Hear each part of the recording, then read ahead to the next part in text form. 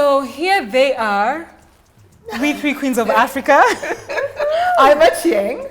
I'm Musonda. I'm Micheline. And I'm Michelle. Woo! Yay! Other queen, other queen. Other queen, other queen.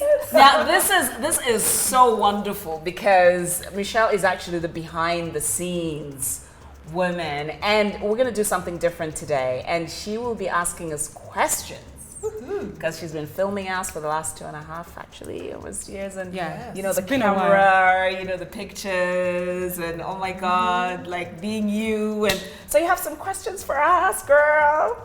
Okay. Let me see who to start came with. prepared. All right. Can we take the fifth, like if we just No, you're not allowed to take the fifth. Alrighty. All right. So I'm gonna start with Achieng. Yes. How was it like the first time on a plane? Oh my God. Where were you headed? I was, I think, 15 years old. We were going on a school trip, which was like an exchange program to Germany. And we flew Egypt Air. And two things happened on that trip. On the plane, they serve you everything. And so we thought something was a spread. It turned out it was the dessert. But we spread it on our bread because we didn't know what it was. It was like And we're like, it's so sweet and everything. It's some kind of creamy butter that's sweet. But it was dessert. It must have been a kind of custard. So that was the first thing that happened. The second thing that happened was that when we got to the airport in transit, we left our stuff on the table and we went wandering off to explore the airport. Oh my goodness. We were in such trouble with our teacher then, who is now a very high profile person. So I daren't say her name, but she was so mortified. I hope she's watching. Yeah, I think if she could, she would have put us the hell right back into the plane and sent us right back home. What do you mean? But did you have your passports? Everything. Just we left everything. just on the walked table. away. It's like we were sitting in our mother's house and decided to take a walk. I mean, we were 15. So that's what happened. First time on a plane. You're allowed. You were 15. Yes. I'm just having a custard and bread. It was good. Try it. Musonda, the question that I have for you is, tell us your journey to wealth and how that was like. Oh wow. Yeah. 12. Yeah, or how did you get wealthy? I think it's a question that most people think about when they first see you, but they will not outright ask you. But I think that we should be, completely bare and honest and just be like, tell us how you got wealthy. Keeping it real. You know. I must say, actually, that, and I'm not going to be humble about this. I must say that I was actually born in a space of privilege. But my grandparents, my paternal grandparents, were such hard workers. I mean, my grandfather started selling sukuma wiki, kale, married my grandmother, and then they bought, he bought his first truck and started doing business between Congo DRC, which was Congo Belgique. We were not born yet. And then my grandmother was the support mechanism for him.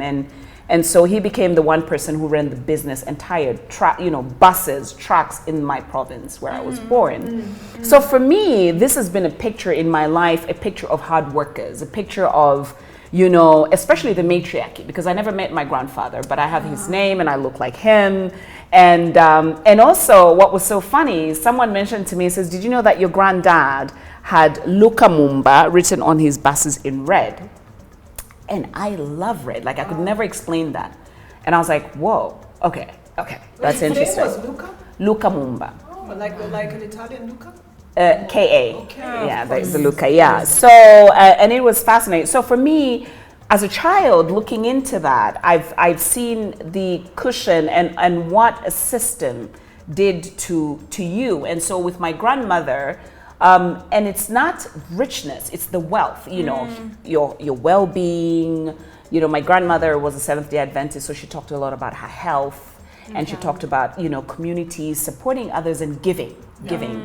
So my journey to that has been with that background in mind. And so as I've journeyed in my life, the work spaces I've entered, and also being from two matriarchal histories, my mother's Kosa, my late mother, and then my father's Bemba, and they're both matriarchal systems. I've seen how women have been very independently created wealth. So I was very purposeful, and especially when I, got my children, I ain't gonna wait for no man to buy me the land, to get me investment or anything of that. So I've been very purposeful about doing that, because a lot of times we're twiddling our fingers. That someone will be the one to create this comfort, though, that wealth and the space, and nah.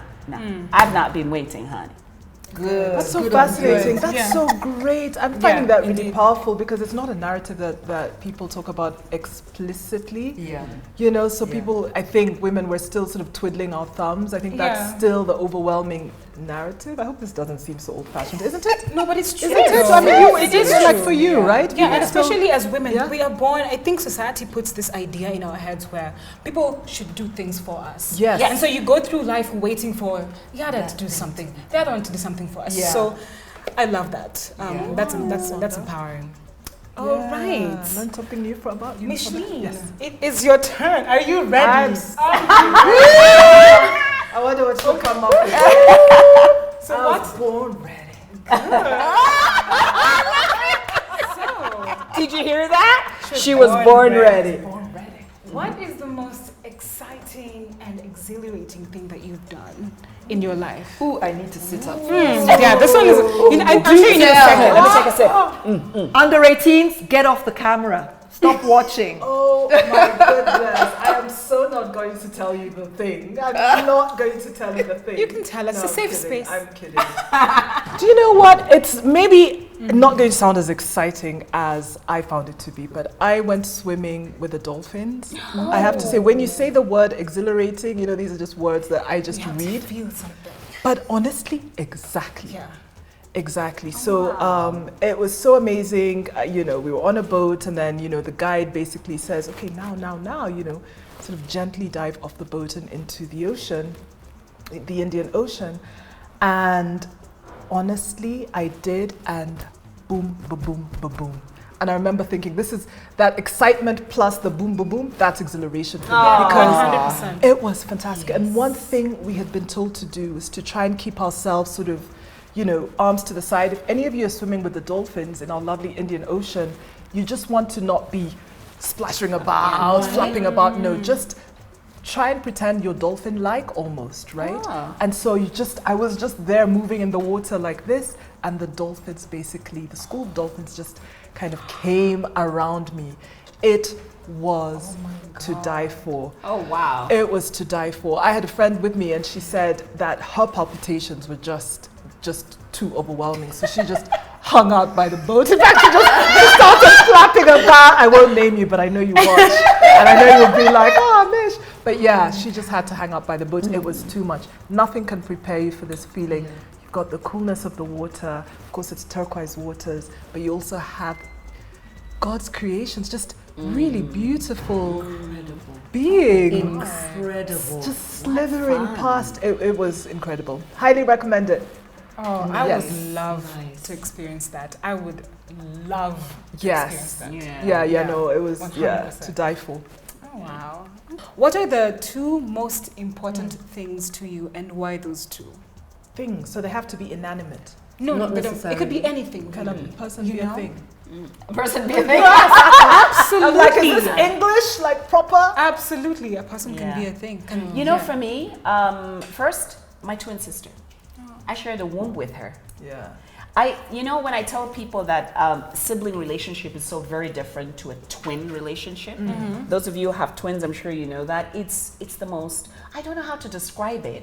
It's another you, it's a half of you, and we're fraternal. Yes. We're fraternal. And even if we're fraternal, we're more telepathic, we feel each other's energies, and she's been so precious. I shared this womb with her, and we're still on this journey together, and she lives in America, I live here.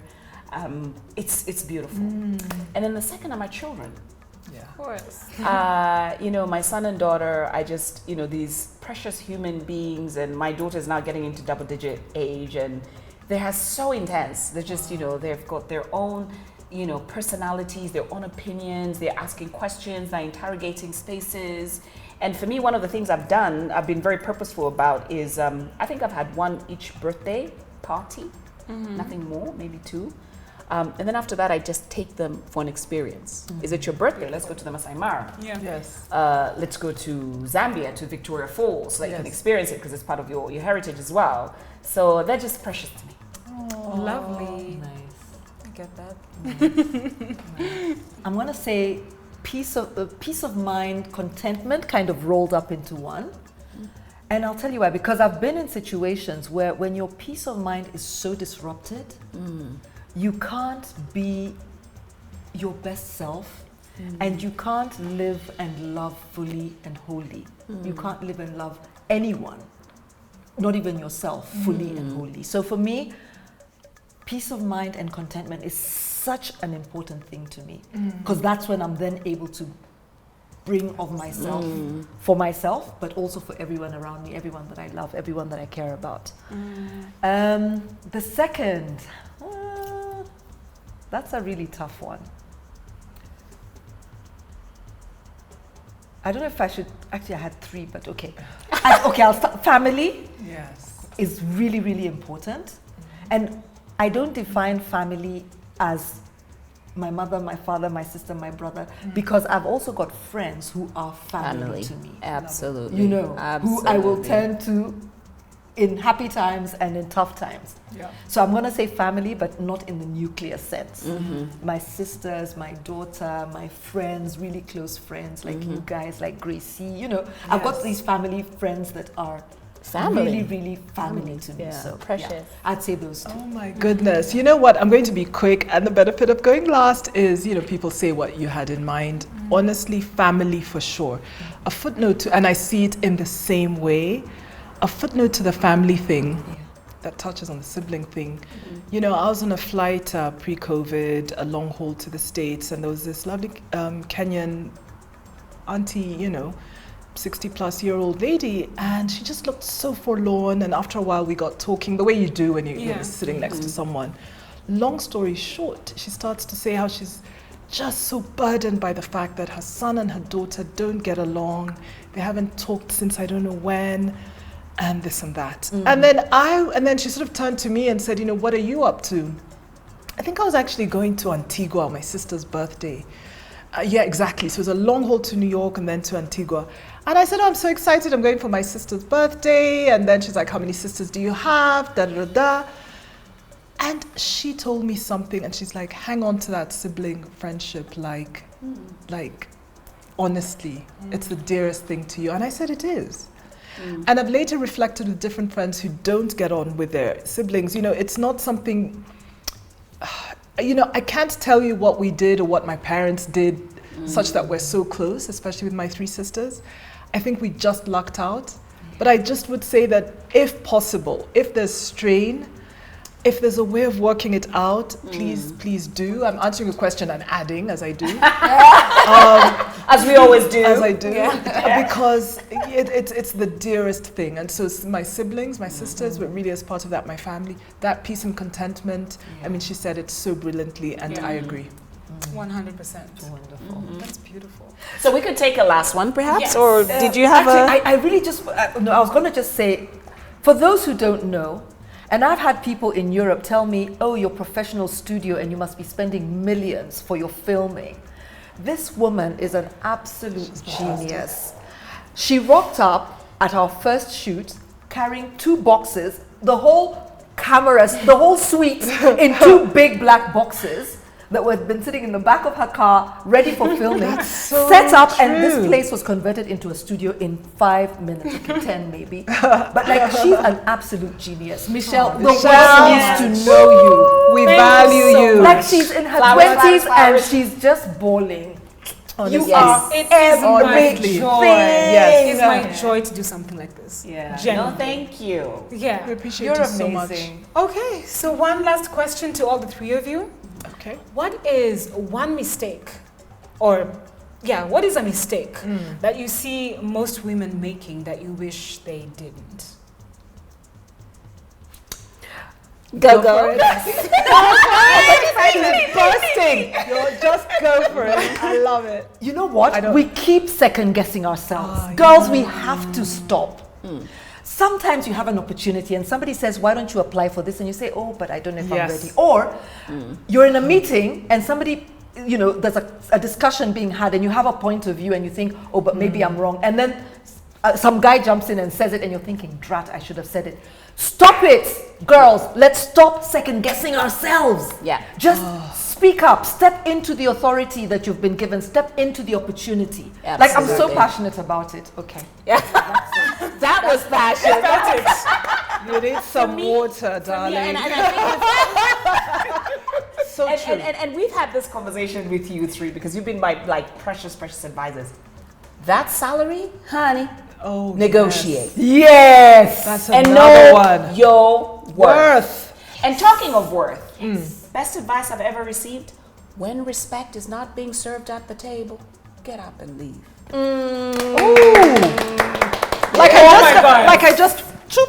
Bye. Don't be Love afraid to get it. up and leave. Get up and leave. Those toxic spaces they're occupying, walk away. Absolutely. Yeah. Personal, professional, nah, not worth it.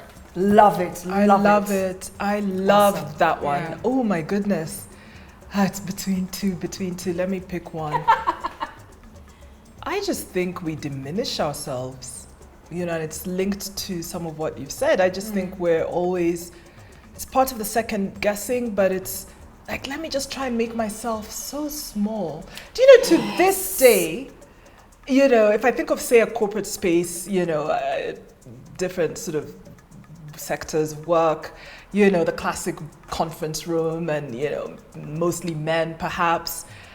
To this day, I still see where the women will come, or a woman will come and sit like in the back, Yeah. Yeah. you know? And here's my thing is I'm tall, so I'm conscious of, you know, like if you're sitting behind me, can you see me? Yeah. So bar that, I want to sit where the action is. Absolutely. Are you kidding me? I want to sit where the action is. So I want to sit front row. I want to sit around the table, Yeah. you know? So the visual I was painting is, so you've got the table, say this is like a round conference table. Somebody will come, a woman can come and sit, like pull a chair and sit what I'm back calling row. second row, and there's still space, you know? And eventually, you know, I've seen places where, you know, a man, you know, the men and women that are more confident will say, okay, so can you just fetch me some tea? Oh, Yeah. God. You know?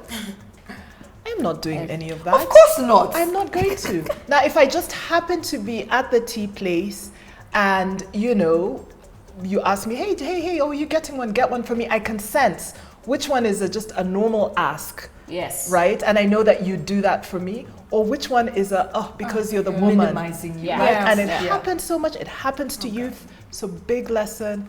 Do not diminish yourself. Sit in front at the center. Sit up straight. And then you're not there just to be a flower or whatever. No. You're at Yeah. the table. You have something incredible to say. Just say it. Yeah. You know, Michelle, this has been so amazing. Like those random questions. I didn't even know like how to respond to that. It really has. What would you say though, Michelle? What? To that question? What would your answer be to that question?